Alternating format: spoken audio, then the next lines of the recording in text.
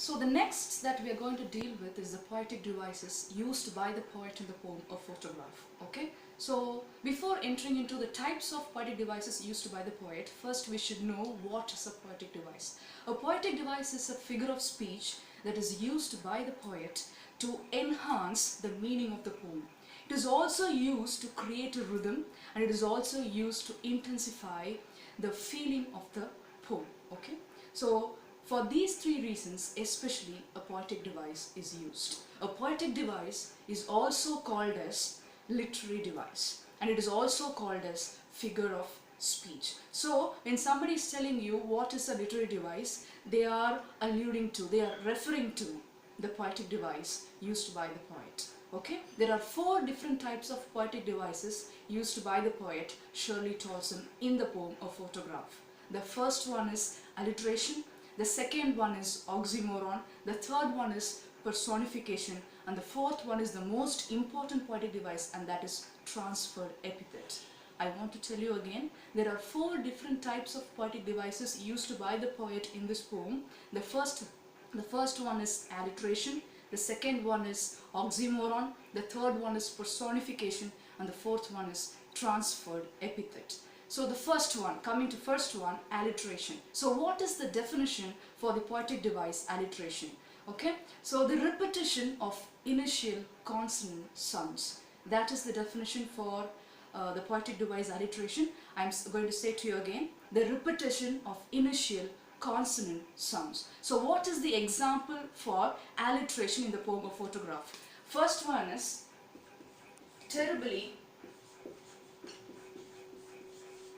transient, and the second one is silence, silences. These two are the examples for alliteration. Okay, these two are the examples for alliteration, the repetition of initial consonant sounds. Okay, these two are the examples for alliteration in the poem. Okay, so the second one is oxymoron. Oxymoron. What is the definition for this poetic device? Okay, when two contrasting or contradictory ideas are brought together, then that poetic device is termed as oxymoron. I am repeating again, when two contrasting or contradictory ideas are brought together, then that poetic device is termed as oxymoron. The very fine example for oxymoron in this poem is labored ease. Okay, labored ease. As you can see, these are two contradictory ideas that are brought together. So what is labored in first place? So something that involves, okay, lot of physical, work, and it also depicts a kind of a mental stress. In other words, it's also called as a physical or mental stress. Okay, that is the meaning for the word labored. And immediately following this word, the poet is using the word ease. So you can see these are the two contrasting ideas that is conveyed by the poet through the poetic device oxymoron. Labored ease. So this is the example for oxymoron used by the poet in the poem. So what is the third one? The third one is personification. Personification. Okay, so what is a personification? When a non-living thing is given a human attribute, that is called as personification. When something is personified, meaning a human quality or attribute is given to a non-living thing. Here we are dealing exclusively with a photograph, right? It is framed in a cardboard. So the poet is telling that its silence silences. So usually a photograph is not silent. A human being, when he doesn't talk or when he maintains a state of silence, he is called as he is being silent or she is being silent. In this case, she is taking that human attribute of silence, and she is just saying that the photograph is silent, and the silence of the photograph is silencing everybody. Hence, this silence Its silence silences. Okay, its meaning the cardboard.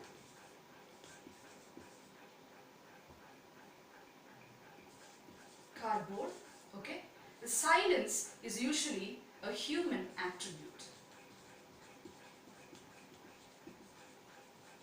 A human attribute is given to the cardboard. Its silence silences. Hence it is called as personification. I hope you are very clear with the first three poetic devices, because the next is going to be very important. Okay, the first one is alliteration, the second one is oxymoron, the third one is personification.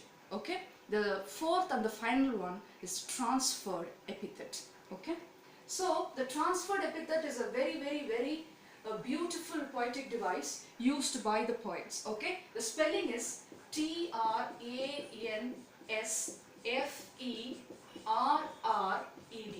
Transferred, transferred epithet.